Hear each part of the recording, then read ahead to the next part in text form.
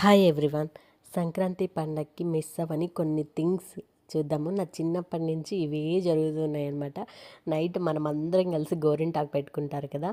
So అది మళ్ళీ early morning లేసి చెక్ చేసుకుంటా ఉందా మన చేతికి, లేదంటే నైట్ అయిపోయిందా అని చెక్ చేసుకున్న తర్వాత భోగి మంట దగ్గరికి వచ్చేసి ఆ పెట్టుకున్న గోరింటాకునంతా ఒక్కొక్కటిగా నీట్గా ఎండిపోయి ఉంటుంది కాబట్టి అదంతా వాటర్లో పెడితే లేట్ అవుతుంది కాబట్టి ఈ చలిమంట దగ్గర నీట్గా అంతా ఒక్కొక్క పీస్ తీసేసి తర్వాత వాటర్లో వాష్ చేసుకుంటే నీట్గా వస్తుంది కదా. సో అలాంటివి చేసేవాళ్ళం. తర్వాత ఇంకేముంది, నైట్ ముగ్గు కానీ ఒకవేళ వేసుకోలేకపోతే మార్నింగ్ వేసేది, లేదు అంటే ఆల్మోస్ట్ నైటే అయిపోతుంది అనమాట. సో అవ్వకపోతే మార్నింగ్ ఇలా ముగ్గులు వేసుకోవడము. మన ముగ్గుతో సైలెంట్గా ఉంటామా అంటే అది లేదు.